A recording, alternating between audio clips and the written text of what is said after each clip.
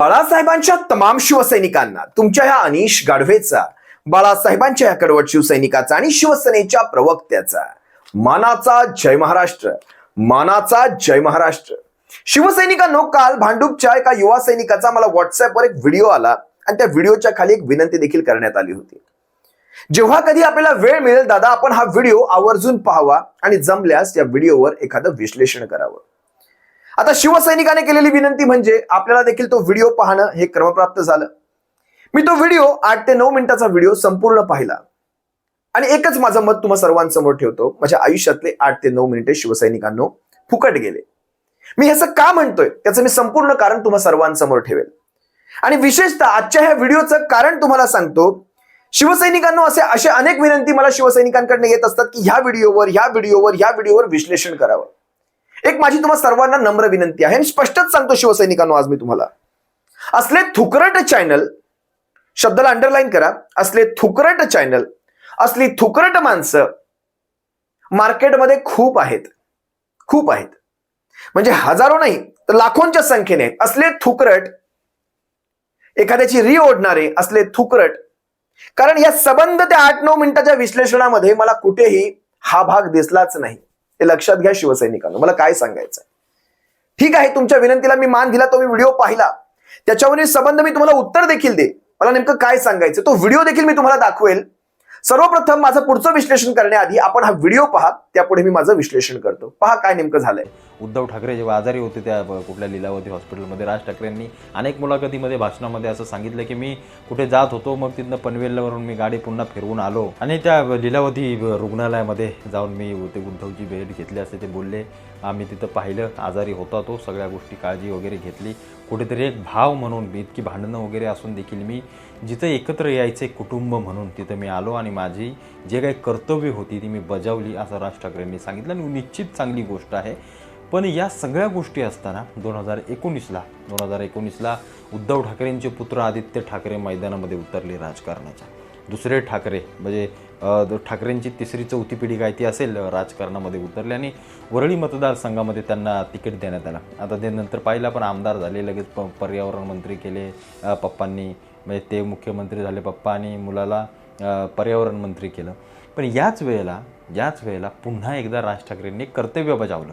ते कर्तव्य असं होतं की चल बाबा, आपल्या कोणी का असे ना, भले भांडणं असतील, आपली भावकीची काय असतील ते असतील, भावाभावांची भांडणं, पण कुठेतरी भावाचं पोरगं, आपला पुतण्या उभा राहतोय, तर बिचारं ते ठाकरे म्हणून त्याला आपल्याला पाठिंबा दिला पाहिजे.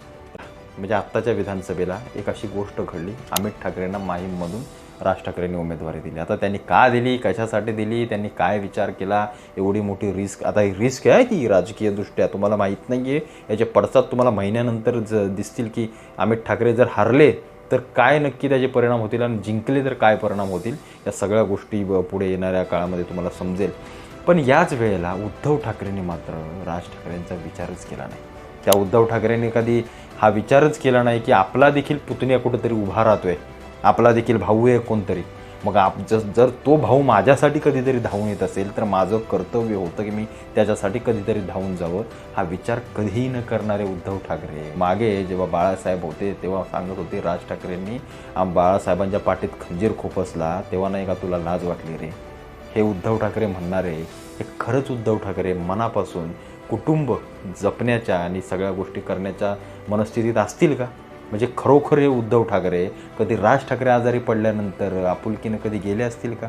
हेच उद्धव ठाकरे जर अमित ठाकरे उभे राहत आहेत तर त्यांच्यासाठी मोठ्या मनानं उमेदवार न देता या सगळ्या गोष्टी करू शकतात का, किंवा शकलेत का? नाही शकले. दिला त्यांनी उमेदवार, केल्या सगळ्या गोष्टी. अरे बाकीच्यांचं जाऊ द्या, पण आज त्या माणसानं जर ही गोष्ट तुमच्यासाठी दाखवली असेल तर तुमचंही कर्तव्य होतं ना इथे या सगळ्या गोष्टी दाखवणं. म्हणजे एक साधा विचार घ्या, म्हणजे बाळासाहेबांचा विचार नक्की चालवतोय कोण, बाळासाहेबांचा विचार नक्की पुढे घेऊन जात आहे कोण? आणि असला मला असं वाटतं मीपणा, अहंकार आणि असल्या गोष्टी जर राजकारणामध्ये तुम्ही कुटुंबामध्ये देखील आणत असाल तर एक राजकीयदृष्ट्या तुम्ही प्रगल्भ नाही आहात हे सरळ दिसून येतं. आणि राज ठाकरे राजकीयदृष्ट्या उत्तम प्रगल्भ आहेत हे आपल्याला कळून येतं लगेच. की अरे स्वतःच्या भावासाठी, पुतण्यासाठी हा माणूस 4 पावलं मागं सरकतो, पण साला जेव्हा यांची वेळ येते तेव्हा स्वतःला भाव तलवारी घेऊन समोर उभा राहतो. हे कुठं ना कुठंतरी राज ठाकरेंना एक क्लीन चिट देणार आहे की राजसाहेब तुम्ही बरोबर होतात आणि उद्धव ठाकरे हे आयत्या पिठावर रेघोट्या मारायला आले होते हे म्हणायला काही हरकत नाही आहे. म्हणजे बाळासाहेबांचं पुत्रप्रेम नक्कीच असेल, पण याच्या मागची खरी पार्श्वभूमी आज कळायला लागले, हळूहळू कळायला लागते. लोकांना कळायला लागले की शिवसेना प्रमुख राज ठाकरेच आहेत. ठाकरेंचा वारसा चालवणे, ठाकरेंचे विचार चालवणं, या सगळ्या गोष्टी राज ठाकरेंकडे नक्कीच आहेत आणि त्या येणाऱ्या काळामध्ये नक्कीच दिसतील. हा व्हिडिओ पाहिल्यानंतर शिवसैनिकांनो माझं आणि तुमचं मत देखील एकच झालं असणार. हा जो कोणी सफेद टोपी घातलेला, हा जो कोणी युवक आहे, हा जो कोणी स्वतःला तत्ववेत्ता, तत्वज्ञानी, राजकीय विश्लेषक वगैरे समजतोय, हा पेड आहे. PAID पेड, ज्याला माझ्या भाषेत मी पाळीव म्हणतो. पाळीव पत्रकारिता वगैरे वापरणारच नाही मी ते शब्द. हा पत्रकारिता, विश्लेषक या सर्वांच्या कोसो दूर आहे. याचा ह्याच्याशी काहीही संबंध नाही. विशिष्ट एक जमाव येतो, विशिष्ट एक जमाव ह्याच्या खाली कमेंट करतो, एवढं मला तिथे ट्रेंडिंग दिसलेलं आहे. एक महत्वाची गोष्ट सांगतो, या सगळ्याच्या मध्ये एक कमेंट मला दिसली, एकुलती एक कमेंट दिसली मला. ती कमेंट अशी होती की आतापर्यंत मी शिवसैनिक होतो, पण मी आता मनसेला मत करणार. आता हे एखाद्या मनसेच्याच कार्यकर्त्यांनी लिहिलंय की नक्की शिवसैनिकाने लिहिलंय हे मला माहित नाही. तुमच्या स्क्रीनवर दाखवेल देखील मी ती कमेंट. पण लक्षात घ्या, या कमेंटवर मी उत्तर देण्यासाठी आज इथे आलेलो आहे. शिवसैनिकांनो, असल्या थुकरट लोकांवर आपण आपल्या आयुष्याची अमूल्य अशी घडी वायाला घालवू नये, ही माझी तुम्हा सर्वांना नम्र विनंती. आता ह्याच्या प्रश्नांवर मी काही उत्तर देतो. तर केलाच व्हिडिओ आहे, त्याच्या प्रश्नांवर उत्तर देतो. खरं तर असल्या थुकरट लोकांनी ज्यावेळेस एखाद्या पक्षाची आपण ओढत असतो, त्यावेळेस त्या पक्षाचा तरी कमीत कमी अभ्यास करून येणं क्रमप्राप्त असतं, पण तसं होत नाही. हा काय म्हणतोय याचा संबंध 3 मिनिटाच्या व्हिडिओमध्ये, त्याचा व्हिडिओ कदाचित 7-8 मिनिटाचा होता, पण ह्याच्या व्हिडिओतला मी 3 मिनिटाचा पार्ट तुम्हा सर्वांसमोर ठेवला. हा म्हणतोय ज्यावेळेस उद्धव साहेब आजारी होते त्यावेळेस राज साहेब कुठून तरी गाडी वळवून पुन्हा उद्धव साहेबांना कुठल्या तरी दवाखान्यात भेटायला गेले. लीलावती वगैरे काहीतरी त्यांनी नाव घेतलं. हा पहिला प्रसंग. दुसरा प्रसंग, पाठीत खंजीर भोकसला. कुणी? उद्धव साहेब म्हणतायत राज साहेबांनी पाठीत खंजीर भोकसला. आता ह्याने कुठून हे सगळं ऐकलं मला माहित नाही. खंजीर भोकसण्याच्या घटना आणि ह्या गद्दारांच्या घटना ह्या वेगळ्या, सन्माननीय राज साहेबांविषयीचे विषय वेगळे आहेत. तो स्वतंत्र एक वेगळा टॉपिक आहे. आणि त्यानंतर बाळासाहेबांचे काही संबंध याने जोडायचा प्रयत्न केला. तो काय म्हणतोय पहा, त्याचे 1-2 स्टेटमेंट मी लिहून घेतले. बाळासाहेबांचे विचार चालवतोय कोण? बघा बरं का, पहिला म्हणजे बाळासाहेबांच्या विचारांवर चाललंय कोण? राजकीय प्रगल्भता ही उद्धव ठाकरेंकडे नाही, हा याचा निष्कर्ष. हा कोण, जो कोणी आहे ना टोपी घातलेला, सफेद टोपी घातलेला. आणि त्यानंतर म्हणतो राज ठाकरे उत्तम प्रगल्भ आहेत. राज ठाकरेंना क्लीन चिट मिळालेली आहे की, म्हणजे एकंदरीत त्याचा हा संपूर्ण विषय हा अमित ठाकरेंच्या उमेदवारीच्या आसपास होता, माहीमच्या उमेदवारीच्या आसपास. कशा प्रकारे राज साहेबांनी आदित्य ठाकरेंना पाठिंबा दिला होता, कशा प्रकारे उद्धव साहेबांनी याला पाठिंबा दिलेला नाही, अमित ठाकरेंना पाठिंबा दिलेला नाही, याच्यावरच त्याचा विषय होता. पण तो विषय एकमेकांशी संलग्न करत असताना याला काही रेफरन्सेस जोडावे लागतात. काही पूर्वीचे काय नेमकं घडलं होतं, या सगळ्या गोष्टी इथपर्यंत का आल्या, या सगळ्या गोष्टींचे काही रेफरन्सेस द्यावे लागतात, जे त्याने दिलेले नाहीत.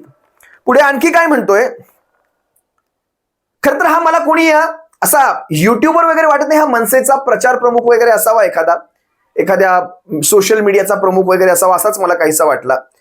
पण ह्याच्या चॅनलच्या नावामध्ये मला वाटतं काहीतरी मराठी माणूस असं काहीतरी लिहिलेलं आहे. आता मराठी माणूस असं लिहिलं आहे, त्यामुळे त्याला काही प्रश्न मला सगळ्यात प्रथम विचारायचे आहेत. ज्या वेळेस आपण मराठी माणूस हा शब्द तोंडात येतो, सगळ्यात पहिला विचार आपल्या डोक्यामध्ये काय येतो? महाराष्ट्राचा स्वाभिमान, महाराष्ट्राचा आत्मसन्मान. मराठी माणूस म्हटलं तर नोकऱ्या, हा सगळ्यात पहिला प्रश्न येतो. तुम्ही विचार करा, मागच्या 2-2.5 वर्षामध्ये महाराष्ट्रातनं एवढे मोठमोठे उद्योगधंदे बाहेर गेले, आपण किती आवाज उचललात? म्हणजे ज्या पक्षाविषयी तुम्ही बोलता त्या पक्षाच्या पक्षप्रमुखांनी असेल, त्या पक्षाने असेल, किती आवाज उचलला. मला तर एक स्टेटमेंट अजूनही चांगलं लक्षात आहे की असे छोटे छोटे उद्योग जात असतात, त्यांनी काही विशेष फरक पडत नाही. एवढ्या मोठ्या महाराष्ट्राच्या इकॉनॉमीवर काहीच फरक पडत नाही. आज आमचे युवक तिकडे गुजरातला चाललेत नोकऱ्या धंद्यांसाठी. एकेका पदासाठी 10-20 हजार अर्ज येतात, आणि तेही ग्रॅज्युएट, पोस्ट ग्रॅज्युएट, आणि आता तर PhD वाल्यांच्या देखील रांगा लागलेल्या आहेत. ही अवस्था झाली आपल्या इथे. आपण हे प्रश्न करणार नाहीत. कोविडच्या काळात 6.5 लाख कोटी इन्व्हेस्टमेंट आणणारं हेच महाविकास आघाडीचं सरकार होतं. कदाचित या हा जो कोणी विश्लेषक होता याला हे आकडे कदाचित माहिती नसावे, पण सर्वसामान्य परिस्थिती असताना त्या 6.5 लाखाचा अर्धा सोडा पाव टक्का देखील इन्व्हेस्टमेंट एफडीआय महाराष्ट्रात आलेली नाही. 1.5 लाख कोटींचे एफडीआय हे म्हणतात आम्ही एफडीआय साईन केले किंवा एमओयू साईन केले. ते 1.5 लाख कोटी देखील यांनी सिद्ध केले ना की खरंच याची इन्व्हेस्टमेंट मध्ये किती रूपांतर झालं. तर जे सांगाल ते हरू बनवा, ह्याच्यावर एखादा व्हिडिओ बनवा. आता तुम्हाला पुढच्या काही आरोपांची उत्तरं घेतो. आणि हा म्हणतोय की सन्माननीय राजसाहेब ठाकरे हे बाळासाहेबांचे कसे एकदम डिट्टो, त्यांचे भाषण वगैरे सगळं सेम, एकदम डुप्लिकेट. एक लक्षात घ्यायचं, कधीही लक्षात घ्यायचं, राजकारण असो किंवा चित्रपटसृष्टी असो, एक सार्वजनिक आयुष्य असो, डुप्लिकेट हा कधीच यशस्वी होत नसतो. कधीही पहा तुम्ही, असे शाहरुखचे, सलमानचे अनेक डुप्लिकेट मार्केटमध्ये फिरतात. किती यशस्वी हे तुम्हीच मला सांगायचं. कंपन्यांवर आपण कधी तोंड उघडलं नाही. आपल्या चॅनलच्या नावामध्ये फक्त मराठी माणूस हा शब्द आहे म्हणून हा प्रश्न माझा तुमच्यासाठी होता, अदरवाईज मी तुम्हाला हा प्रश्न देखील विचारला नसता. आता तुम्ही मला सांगा, ती गाडी फिरवल्याचं वगैरे तुम्ही काहीतरी म्हणालात, भर सभांमध्ये भावाच्या, खर तर लक्षात घ्या, जे कोणी तुम्ही प्रदीप म्हणून आहात, तुमच्यासाठी माझं एक सांगणं आहे, तुम्ही काय आणि मी काय, या भावांच्या भांडणामध्ये तुम्ही आणि मी हा बोलण्याचा कुठलाही अधिकार ठेवत नाही आहोत. लक्षात घ्या, ही त्यांच्या भावकीचं असेल, हे ठाकरे भावकीचं असेल, ते बघून घेतील. तुम्ही आणि मी ते बोलण्याचा कुठलाही अधिकार ठेवत नाही. आता शिवसेनेचा प्रवक्ता ह्या नात्याने तुम्हाला सांगतो, जे कोणी तुम्ही आहात प्रदीप, तुम्ही त्या गाडी रिव्हर्स फिरवली, हॉस्पिटलपर्यंत गेले, त्या भावाच्या आजारपणाची भर सभांमध्ये नक्कल केली गेली, अगदी मान हलवून नक्कल केली गेली. का बरं तुमच्या तोंडून आवाज निघाला नाही? त्या आवाज देखील जरा सांगावं. तुमच्या तोंडून का आवाज निघत नाही त्याबद्दल देखील सांगावं. का तिकडे आपली तोंड अशी दाभणाने शिवली जातात?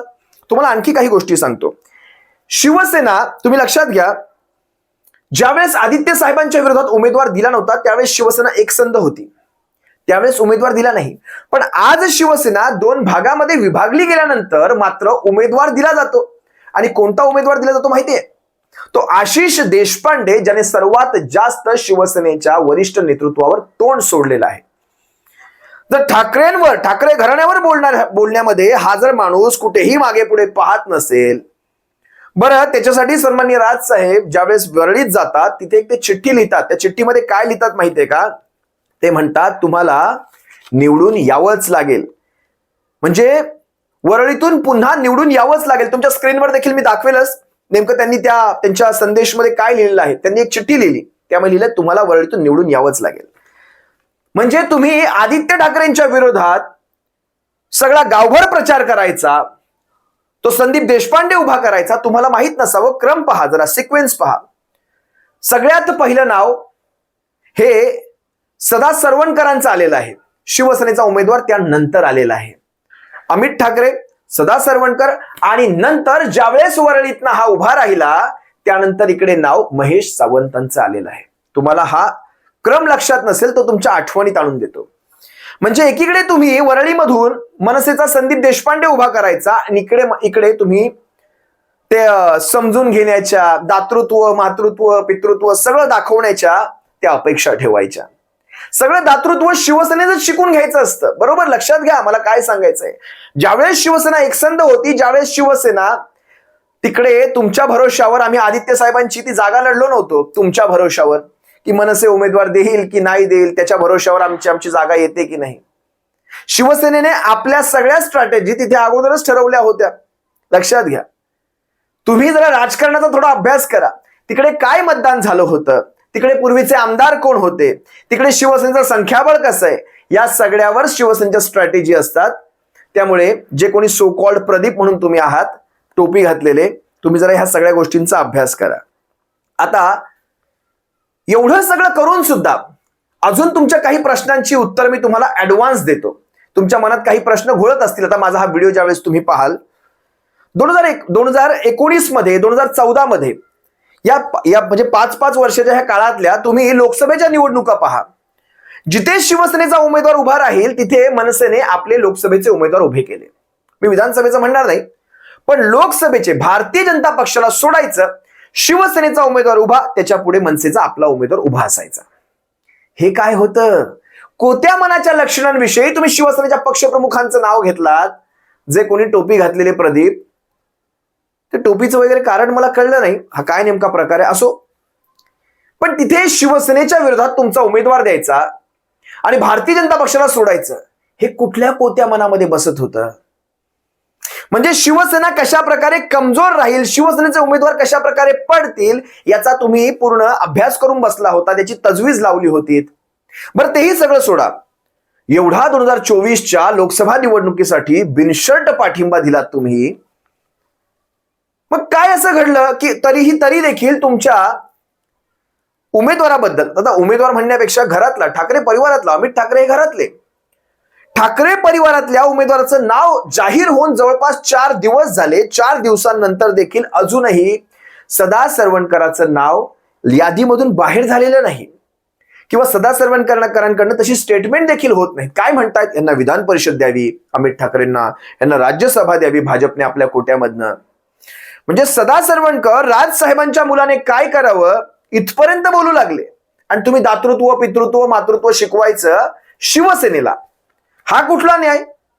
म्हणजे शिवसेनेचे महेश सावंत इतके तुम्हाला, म्हणजे तुम्हाला आता काय म्हणावं, ते ध्यानी मनी स्वप्नी सगळीकडे जडी स्थळी पातळी सगळे तुम्हाला तेच दिसायला लागलेत. आता त्या सरवणकरांचं अजूनही नाव मागे का नाही? बिनशर्त पाठिंबा दिल्यानंतर देखील या स्वयंघोषित महायुतीने त्यांचा उमेदवार अजून मागे घेतलेला नाही.